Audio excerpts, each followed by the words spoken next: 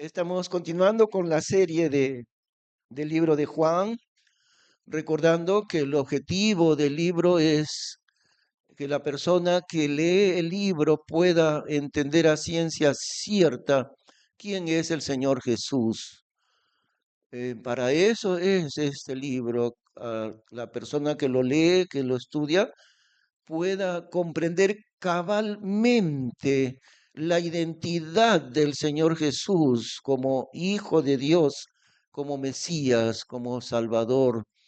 Y al creer en Él, el objetivo es que la persona crea en Jesús y creyendo en Él tenga vida eterna, ¿no? Oraremos un instante entonces antes de comenzar. Gracias te damos, oh Señor, Padre Santo, por esta mañana por la presencia de cada uno de tus hijos, Señor, de tus hijas en este lugar. Anhelamos, Señor, recibir tu palabra en nuestros corazones. Anhelamos ese alimento incomparable que está en la Biblia.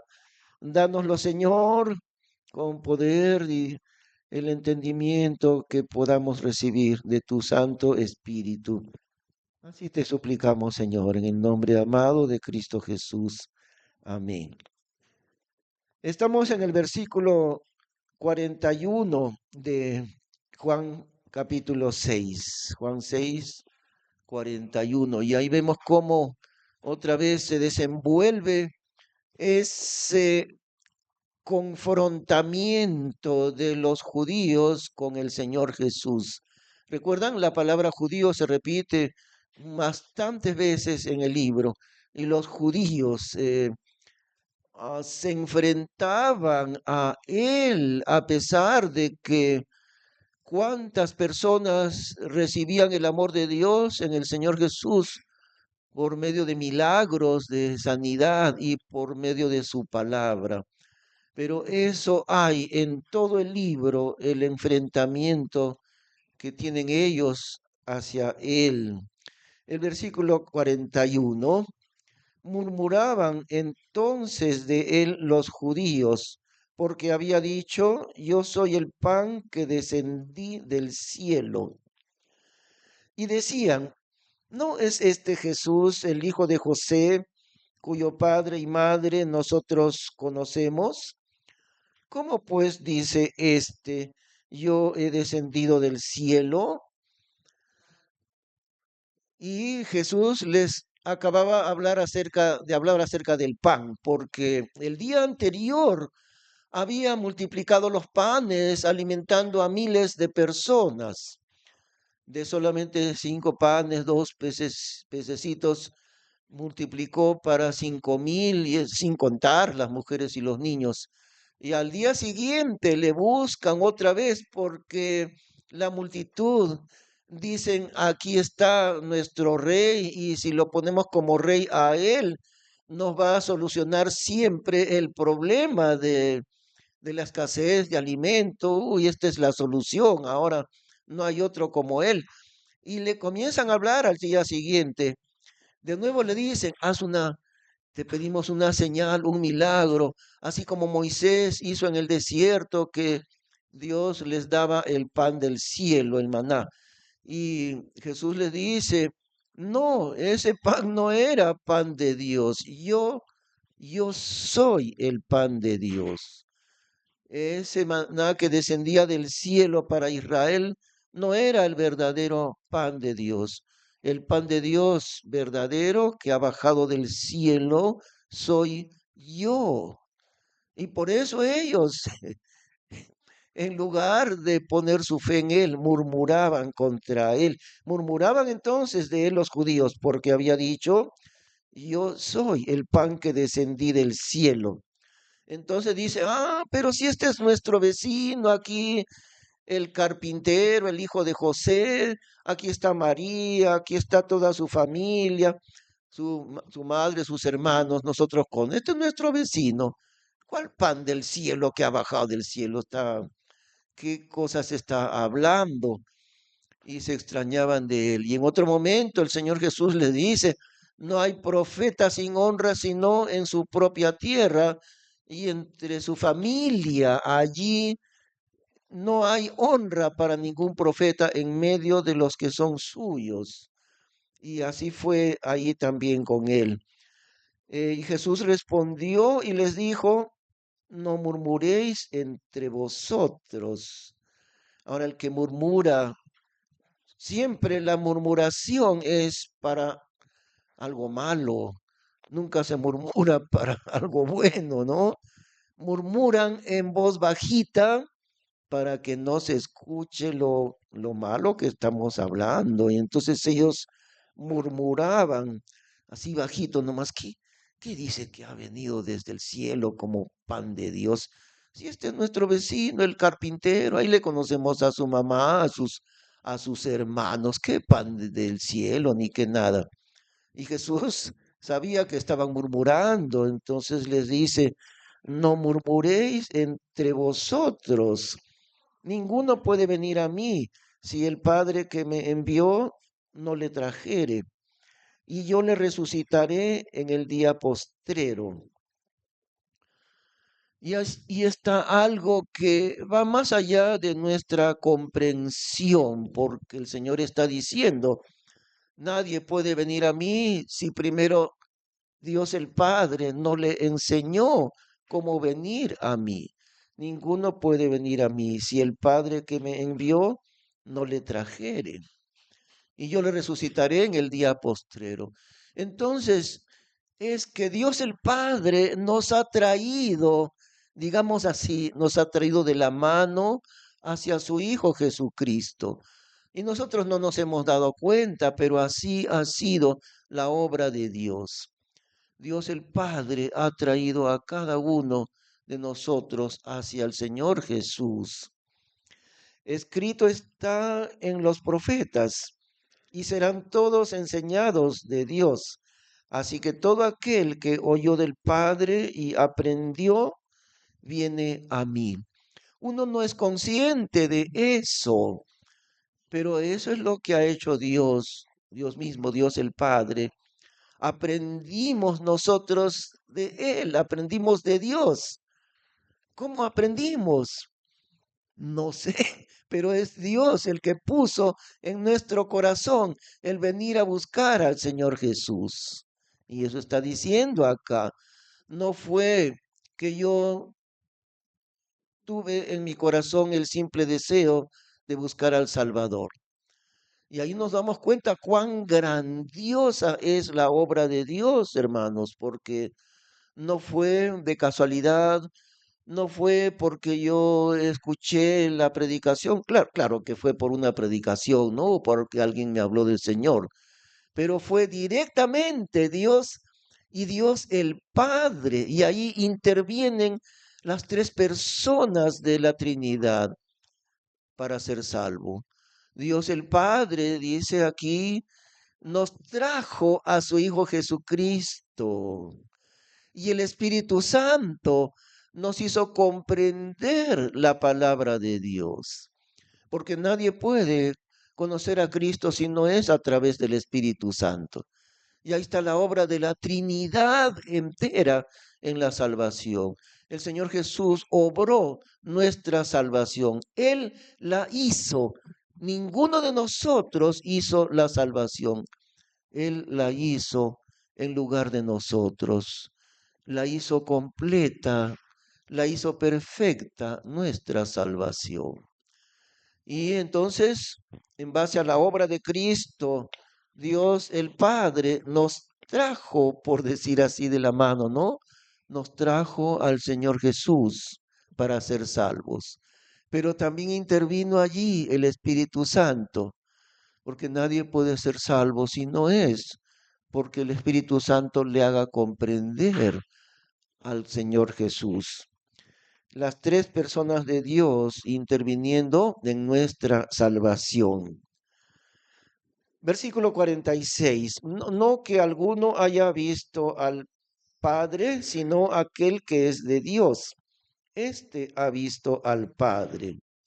Y hablando de sí mismo, no, nadie ha visto al Padre, dice, solamente el que es de Dios. Y el que es de Dios, hablando del Señor Jesús, hablando de él mismo.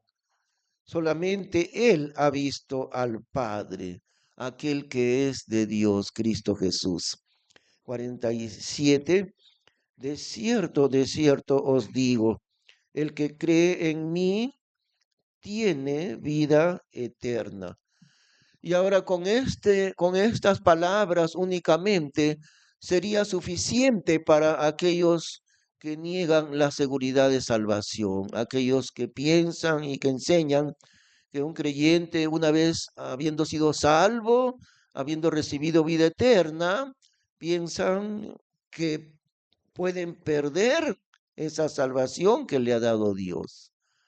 Con un solo versículo, el que está aquí, es suficiente para demostrar que eso no es cierto, de que supuestamente van a perder la salvación.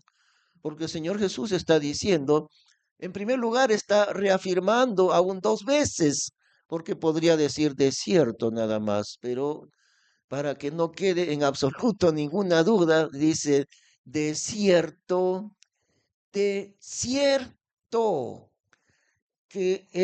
os digo, el que cree en mí tiene vida eterna.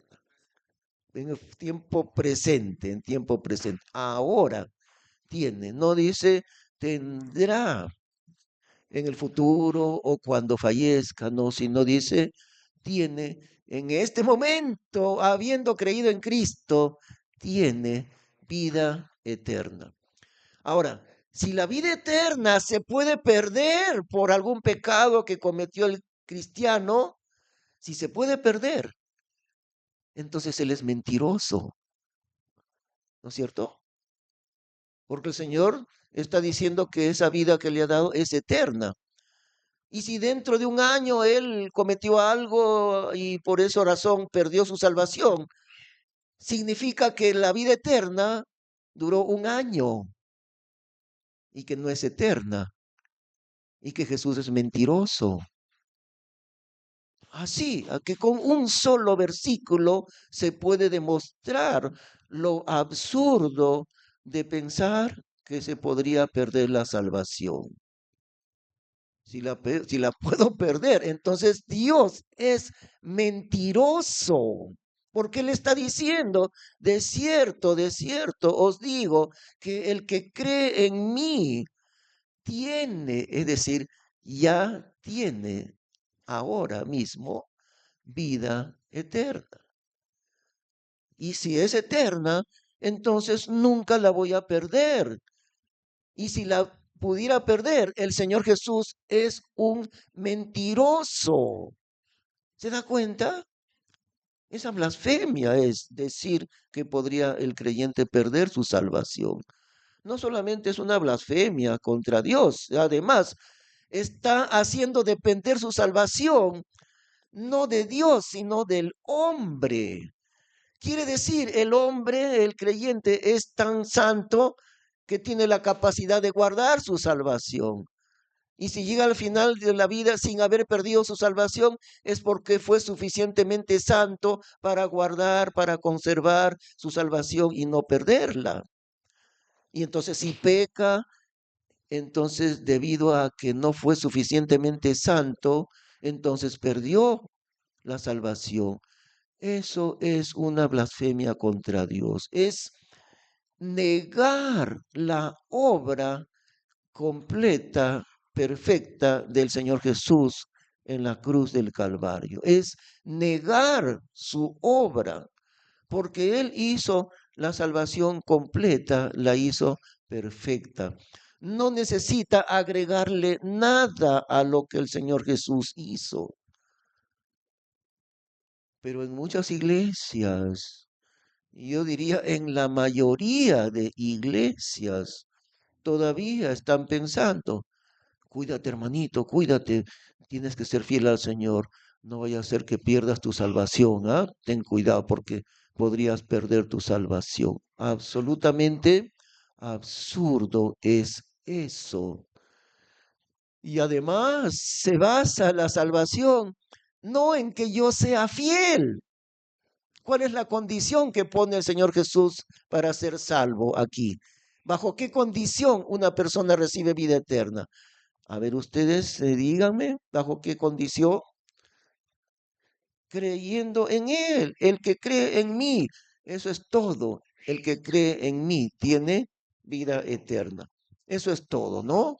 No es el que guarda los 10 mandamientos, el que hace buenas obras, sino sencillamente el que cree en mí tiene vida eterna. Y sigue diciendo el Señor, yo soy el pan de vida. Vuestros padres comieron el maná en el desierto y han muerto. Este es el pan que desciende del cielo para que el que de él comiere no muera. Yo soy el pan vivo que ha descendido del cielo. Si alguno comiere de este pan, vivirá para siempre. Y el pan que yo daré es mi carne, la cual yo daré por la vida del mundo. Y aquí el Señor está hablando de manera espiritual y es necesario entenderlo espiritualmente. Él dice, yo soy el pan de vida y el que comiere de este pan vivirá para siempre. Ahora el Señor enfoca la salvación de otra manera, ¿ve? En el versículo eh, 47, Él dice, el que cree en mí tiene vida eterna. Ahora, como ellos están hablando del pan del cielo, Jesús entonces explica la misma salvación desde otro ángulo, en cuanto al que comiere de este pan. En el versículo 63, adelantémonos un poquito al verso 63, ¿ok? El espíritu es el que da vida, la carne de nada aprovecha. Las palabras que yo os hablo, espíritu son y vida son. Las palabras que él hablaba son espirituales. Entonces, no está hablando, por supuesto, ya no de un pan del cielo que entra al estómago. ¿No? Claro, claro que no. Sino él está hablando del pan espiritual de Dios que entra en el corazón y da vida eterna a la persona. Por eso él dice que sus palabras son espirituales. Las palabras que yo os hablo, espíritu son y vida son. Entonces es necesario entenderlas espiritualmente, porque ellos se burlan y dicen, ¿cómo es eso de que tenemos que comer su carne y beber su sangre? Se burlan de él, pero el Señor Jesús habla espiritualmente, entendiendo lo que dice él espiritualmente. Seguimos entonces, verso 51, yo soy el pan vivo que ha descendido del cielo. Si alguno comiere de este pan, vivirá para siempre. Y el pan que yo daré es mi carne, la cual yo daré por la vida del mundo. Entonces los judíos altercaban entre sí diciendo, ¿cómo puede este hombre darnos su carne a comer? Ahí está, ¿no? Están burlándose de él y sin entender que es algo espiritual, que sería su cuerpo, su carne, entonces él muere y su cuerpo muerto, igual que come uno un pollo, un ternero, entonces su cuerpo lo vamos a comer, eso sería absurdo. 53. Jesús les dijo entonces, de cierto os digo, si no coméis la carne del Hijo del Hombre y bebéis su sangre, no tenéis vida en vosotros. El que come mi carne y bebe mi sangre, tiene vida eterna, y yo le resucitaré en el día postrero, porque mi carne verdaderamente es comida, y mi sangre verdaderamente es bebida. Ahora entonces es necesario entenderlo espiritualmente.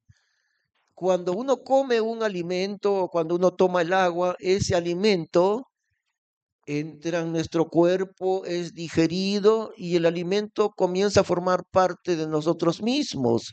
Las proteínas, por ejemplo, ¿no? entran el estómago, el hígado, lo digiere y ahora las proteínas forman parte de nuestras propias células. Es tan íntimo ese proceso de nutrición. Lo que yo he comido comienza a formar parte de mi propio cuerpo, esas proteínas, porque las células se van destruyendo, son desechadas y necesito nuevas proteínas y las nuevas proteínas van formando parte de mi mismo cuerpo ahora. Entonces el pan o la carne o las frutas que yo comí llegan a ser parte de mi propio cuerpo, lo que yo he comido. Si yo como espiritualmente al Hijo de Dios, al Señor Jesús, Él llega a formar parte de mí mismo. Por eso Él dice, el que come mi carne y bebe mi sangre, Él ahora es parte de mí, Él me alimenta para vida eterna. El que come mi carne y bebe mi sangre tiene vida eterna.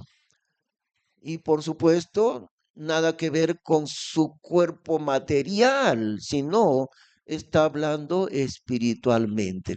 Ahora miren la gran equivocación o la gran mentira también se puede decir del catolicismo, porque ellos dicen, bueno, hoy día están aquí ustedes, dice el cura, y vamos a comer la carne del Hijo de Dios y beber su sangre, y toma eso, ¿no? Que le llaman hostia.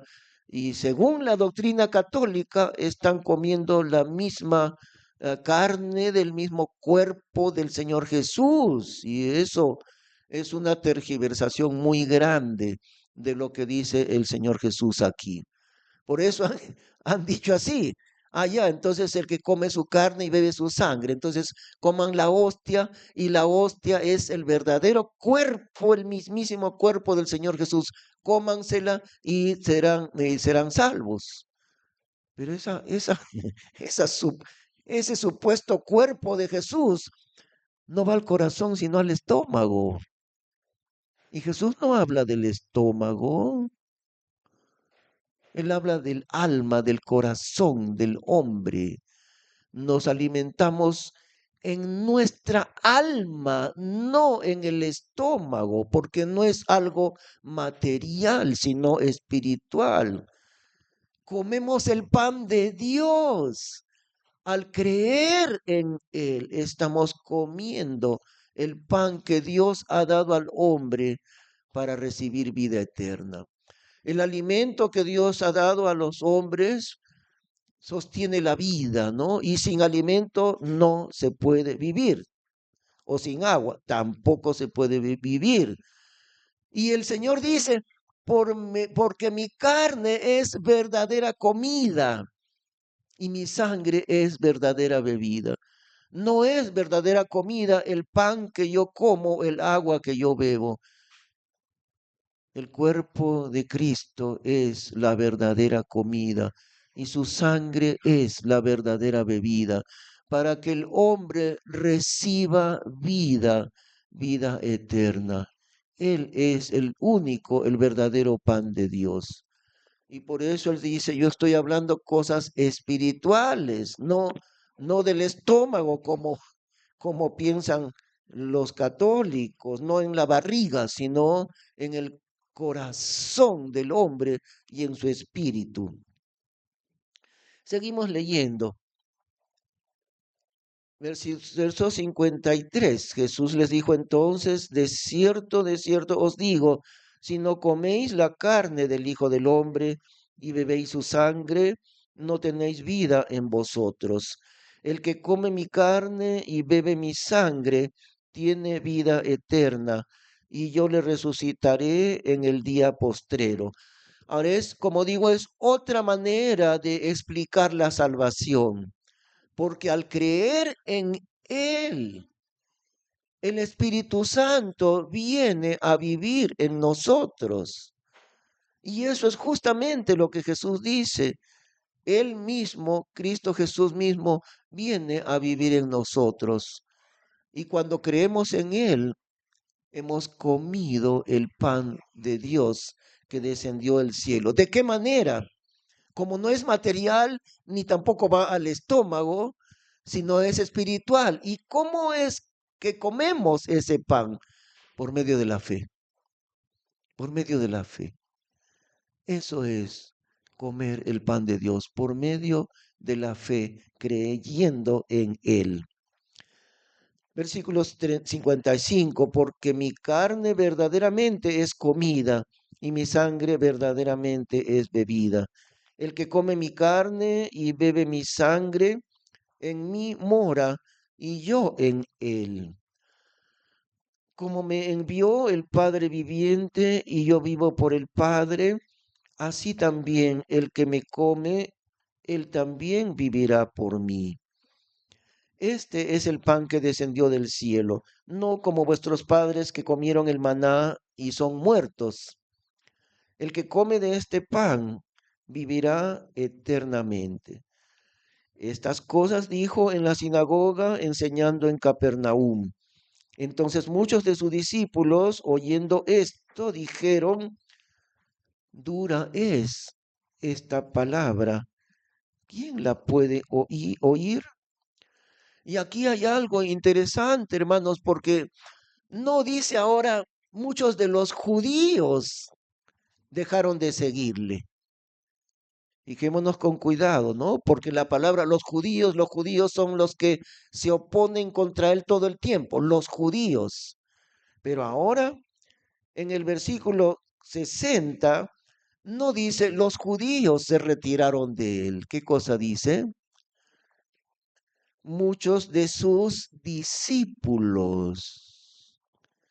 Oyendo esto, dijeron, dura es esta palabra, ¿quién la puede oír? Y sabiendo Jesús en sí mismo que sus discípulos murmuraban de esto. Ahora, ya no son los judíos los opositores que murmuran del Señor, son sus propios discípulos que murmuran del Señor. Murmuraban de esto, les dijo, ¿esto os escandaliza? O sea, a lo que acabo de hablarles les hace tropezar a ustedes. 62, pues, ¿qué si viereis al Hijo del Hombre subir donde estaba primero? ¿Qué sería entonces si ustedes vieran al Hijo del Hombre volver al cielo donde él estaba primero? El Espíritu es el que da vida. La carne de nada aprovecha. Las palabras que yo os hablo, espíritu son y vida son. Mas hay algunos de vosotros que no creen, porque Jesús desde el principio sabía quiénes eran los que no habían de creer y quién le había de entregar. Y decía, por eso os he dicho que ninguno puede venir a mí si no le fuere dado del Padre, de mi Padre. Desde entonces muchos de sus discípulos volvieron atrás y ya no andaban más con él. Ahí está. Cuando llega el momento de la palabra de Dios más a fondo, muchos de los discípulos se retiraron, ya no le seguían, ya no le seguían. Muchos de los casos de personas que han traído un mensaje de Dios impactante siempre ha recibido oposición. Tomemos el caso de John Wesley en Inglaterra, ¿no? En los años de 1750, en esos tiempos, Inglaterra era un país que vivía, mucha de su población vivían en la ruina, los pobres mineros del carbón, miles y miles y miles de personas tan pobres, trabajaban como 16 horas en el carbón y eran esclavos del alcohol también. Gente muy pobre viviendo allí de esa manera. Y John Wesley trajo un avivamiento tan grande por el Evangelio que cambió la historia de Inglaterra. Esa gente que eran mineros, esclavos del alcohol, cambiaban por Cristo Jesús, dejaban esa vida de vicio y eran transformados por el Evangelio. Se dice, aún los historiadores incrédulos reconocen que el avivamiento del Evangelio de Wesley cambió la historia de Inglaterra. Ahora, cuando él comenzó a predicar, las iglesias anglicanas de Inglaterra se oponían a él y no lo querían recibir. Hablaba un mensaje de transformación en Cristo y las iglesias oficiales de Inglaterra no eran iglesias católicas, eran iglesias, se supone, iglesias evangélicas, anglicanas, iglesias protestantes. El mensaje de John Wesley era arrepentimiento y salvación en Cristo, tal como es el Evangelio. Lo botaban de las iglesias. Esa fue su experiencia en los primeros años. Él decidió irse a las zonas pobres de los mineros, a los pueblitos llenos de gente pobre, y allí recibió esta gente el Evangelio en grandes cantidades, por miles. Y nunca pudo Wesley entrar en los templos de los anglicanos para que la gente oyera el Evangelio. Así que los parques servían de auditorio para John Wesley. Además, eran miles de personas, no entraban en ninguna iglesia. Miles, en un parque entraban 2.000, 3.000, 4.000 personas. Y allí predicaba John Wesley. Venían a veces a quererlo capturar porque las autoridades decían, este hombre está haciendo una revolución acá, lo mandaban a capturar, mandaban policías a capturar a Wesley.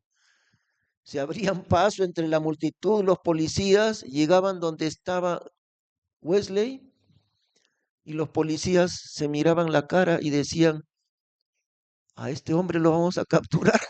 Este es un hombre santo de Dios. ¿Para qué lo vamos a capturar? ¿Por qué? No podían hacerlo. La presencia de Dios que veían en él les impedía poder llevarlo preso. Pero ahora la gran oposición contra el mensaje de Dios siempre ha sucedido así. Y ahora la oposición viene ya no de la gente incrédula, sino de los discípulos de Jesús. Comienzan a decir, esta palabra que habla es muy dura, muy difícil. Y desde entonces muchos de sus discípulos volvieron atrás y ya no andaban con él. Ahora Jesús le dice a los 12, ¿también ustedes quieren irse? ¿También? Ahí seguimos leyendo. Versículo 67. Dijo pues Jesús a los 12, ¿queréis vosotros iros también? Ya se fueron muchos de mis discípulos. ¿También ustedes quieren irse?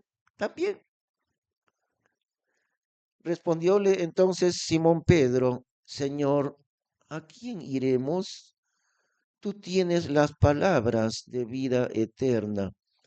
Y nosotros creemos y conocemos que tú eres el Cristo, el Hijo de Dios viviente.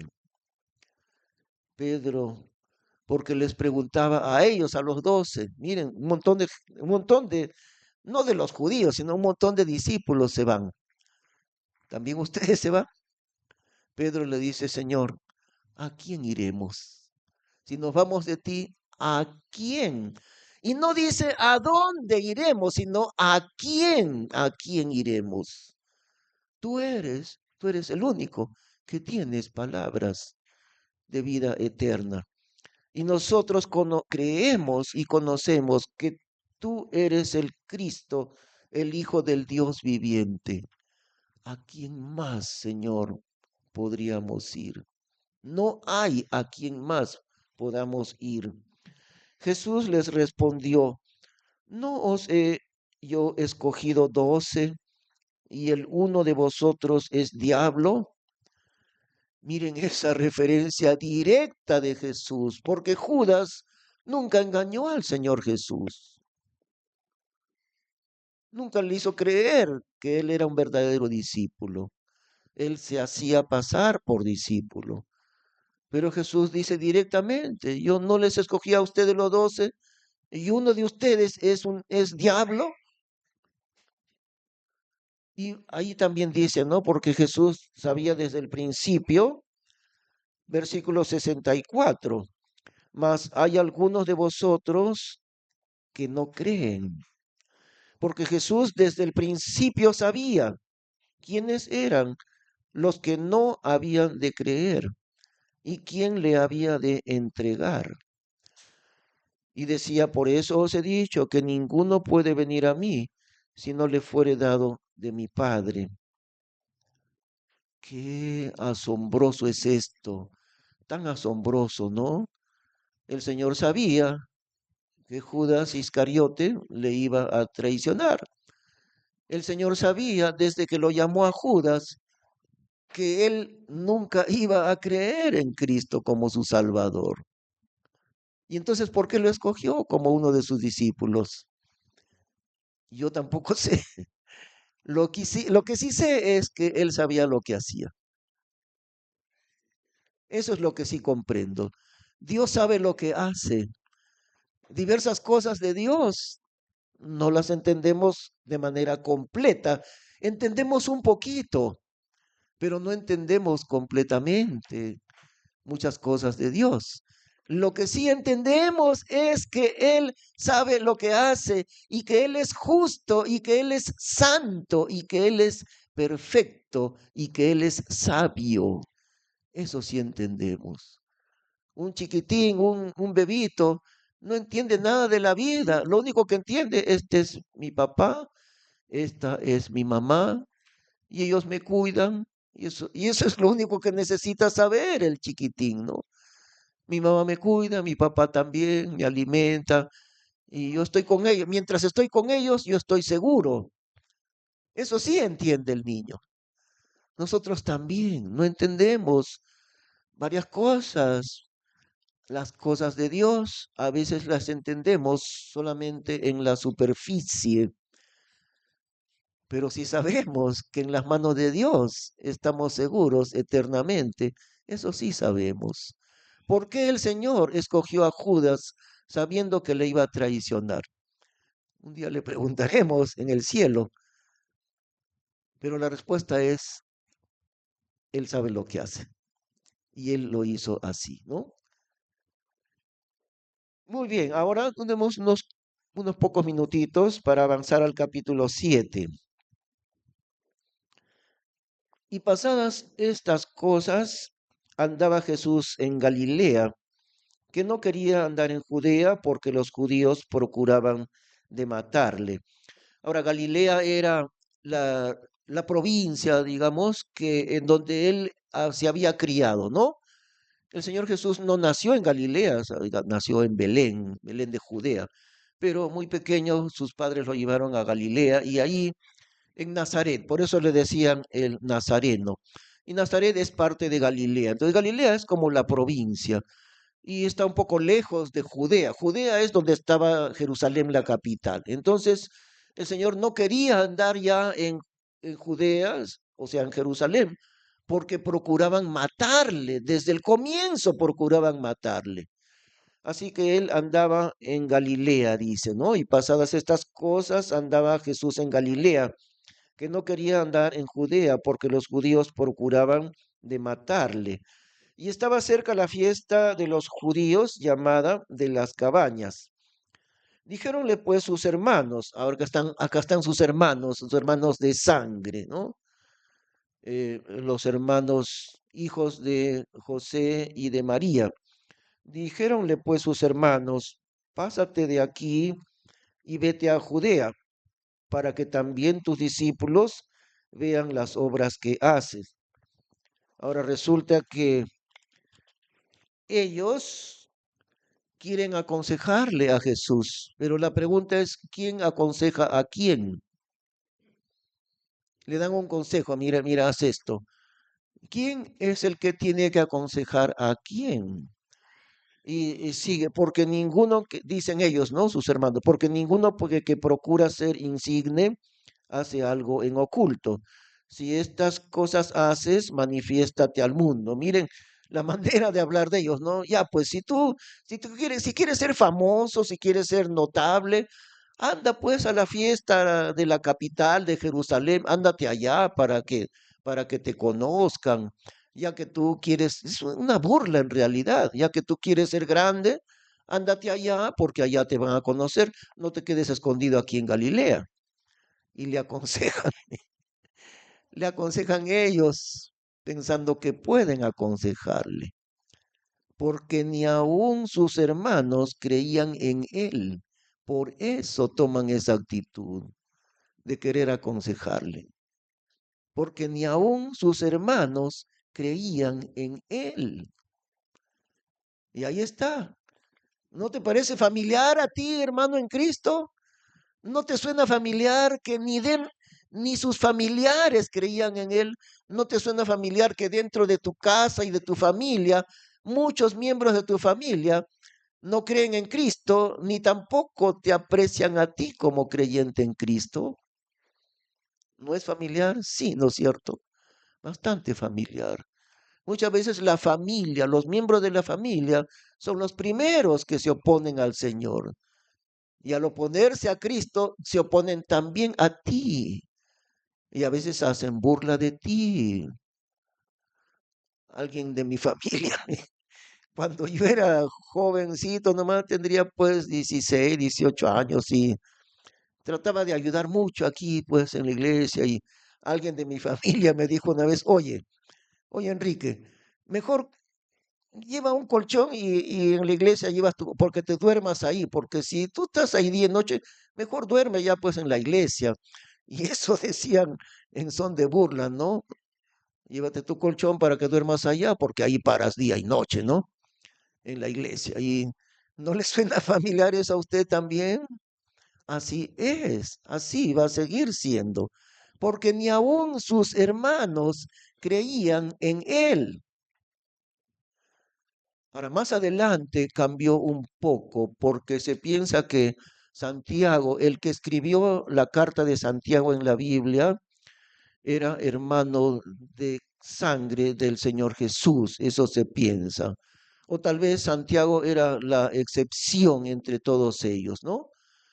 Puede ser, pero al menos la mayoría de sus hermanos, dice aquí, ni aun sus hermanos creían en él. Y allí el Señor Jesús dice, no hay profeta sin honra, si no es en su propia tierra y en su propia familia también. Díceles entonces Jesús, mi tiempo aún no es venido, mas vuestro tiempo siempre es presto. Él habla del tiempo y de la oportunidad, el Señor Jesús. Y ellos, sin entender que ellos necesitan el consejo de Jesús, le comienzan a aconsejar a él. Y Jesús humildemente no se queja del consejo de ellos. ¿Qué les parece si nosotros fuésemos a Jesús? Si le viéramos, no, mira, debes hacer así, así, así debes hacer. Y él humildemente no dice nada, no dice nada, no dice qué tratan ustedes de aconsejarme a mí, no dice nada, simplemente, pero lo que sí les dice, mi tiempo aún no es venido, mas vuestro tiempo siempre es presto. Ustedes siempre están apurados, yo no estoy apurado, yo sigo el tiempo de mi Padre Celestial. Mi tiempo aún no es venido, mas vuestro tiempo siempre es presto. Y ahí entendemos cómo Dios marca su tiempo, el tiempo de Dios. Ni se atrasa ni se adelanta. Él tiene su tiempo preciso. Tiene la hora de Dios para nuestra vida. Él marca el paso de nuestra vida. Él sabe cada uno de nuestros pasos. Él sabe si seguiré vivo dentro de 24 horas o si ya estaré en su presencia. El Señor lo sabe. Un hermano en Jauja, la iglesia bautista de Jauja, tenía 30 años de edad y estaba lleno de la bendición de Dios, tenía un trabajo muy, muy bueno y él había decidido dejar ese trabajo para servir al Señor como pastor en la iglesia bautista de Vista Alegre en Tarma. Y él le había compartido eso al pastor Jesús Hurtado, ¿no? Pero en la noche del sábado para amanecer domingo, antes que amaneciera el domingo, Dios se lo llevó, murió a los 30 años de edad, en la plenitud de su vida, podríamos decir así. Y no solo eso, él había dicho al pastor Jesús Hurtado, le dijo, el lunes voy a mi trabajo para renunciar porque voy a dedicarme al trabajo pastoral en la iglesia bautista de Tarma. Y antes del lunes, Dios le dijo, no, conmigo vienes ahorita. ¿Quieres estar conmigo a tiempo completo? Ven conmigo. Y se lo llevó Dios y murió esa noche. Se llamaba Oscar Javier, un gran hermano. Dios sabe el tiempo de tu vida y Dios sabe el tiempo de mi vida. Él tiene su tiempo para ti, hermano. Y Él también sabe en qué momento de tu vida Él te trajo para ser salvo, para ser hijo de Dios. Así, ¿no? Vamos a terminar en oración. Te damos las gracias, oh Señor, Padre Celestial, por lo que está escrito en tu palabra. Cuántas cosas recibimos de ti y aprendemos de ti, Señor. Te damos gracias por nuestro Salvador, Cristo Jesús. Un día le veremos cara a cara. Un día tocaremos la huella de sus heridas en sus manos, en su costado. Esas huellas de crucifixión aún están en su cuerpo y un día podremos estar con Él. Mientras tanto, amamos al Señor Jesús, como tu palabra dice, Señor, a quien amáis sin haberle visto. Y así le amamos, Padre Celestial. Te damos gracias por eso. En el nombre del Señor Jesús. Amén.